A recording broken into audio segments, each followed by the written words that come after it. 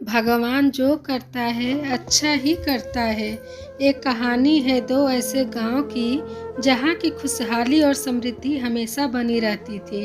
इन गांव का नाम था नंदी और रोहड़। ये शहर से सटे दो ऐसे गांव थे जो सबसे ज़्यादा धनी और अमीर थे। लेकिन इन दोनों गांव में कुछ विभिन्नताएं थीं। नदी गांव के लोग भगवान को बहुत ज़्यादा मानते थे, लेकिन रोहड़ गांव के लोग ज़्यादातर लोग नास्तिक थे, भगवान को नहीं मानते थे। नंदी गांव के लोग सच्चाई के राह पर चलते थे, लेकिन रोहड़ गांव के लोग भी और मतलबी थे। एक बार की बात है, दोनों गांव में महामारी आती है, जिसकी वजह से नंदी गांव की सीमाओं को सुरक्षा देने वाले सारे कुत्ते मर जाते हैं। वही रोहड़ गांव के कुछ ही कुत्ते मरते हैं। महामारी फैलते फैलते अन्य जानवरों तक पहुंचती है और नंदी गांव के सारे जानवर मर जाते हैं। वही रोहत गांव में इसका इतना ज़्यादा प्रभाव नहीं पड़ता।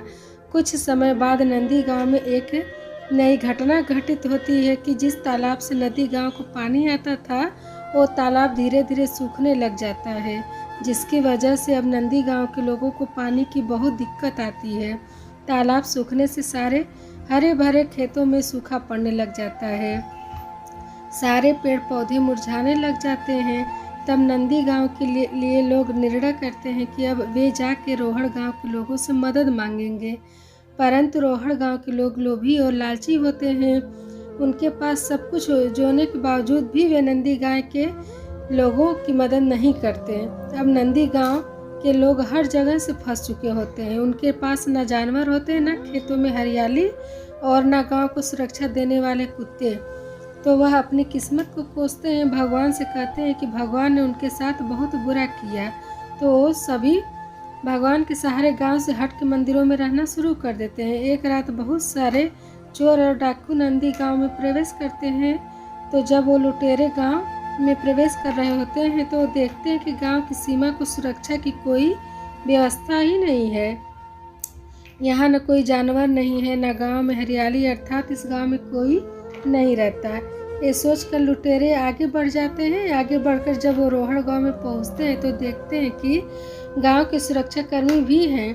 कुत्ते भी भौंकने लगते हैं। लुटेरे सारे कुत्ते और सुरक्षा कर्मियों को मार देते हैं और देखते हैं कि गांव में हरियाली है, जानवर है, इंसान है। तो सारे लुटेरे गांव में फैल जाते हैं। जब वे सब कुछ लूट लेते हैं तो सारे गांव को आग लगा देते हैं, सारे लोगों को मार देते हैं और भाग जाते हैं। अगली सुबह जब आसपास के गांव वालों को इसका पता चलता है कि रोहड़ गांव में अब कोई भी नहीं बचा, पूरा गांव शमशान बन चुका है, तो नंदी गांव में किसी को हानि तक नहीं पहुंची। तब नंदी गांव के लोगों को समझ आता है कि भगवान ने उनके लिए जो भी दिक्कतें और परेशानियां दी उनमें उनका ही भला था, अर्थात जो होता है अच्छे के लिए ही होता है। इस कहानी से हमें यह सीखने को मिलता है कि हमारे जीवन में जो भी अच्छी या बुरी घटनाएं होती हैं, उनके पीछे भगवान ने आपके लिए कुछ बेहतरीन और बड़ा सोचा होता है। बस शर्त है कि आप खुश रहें।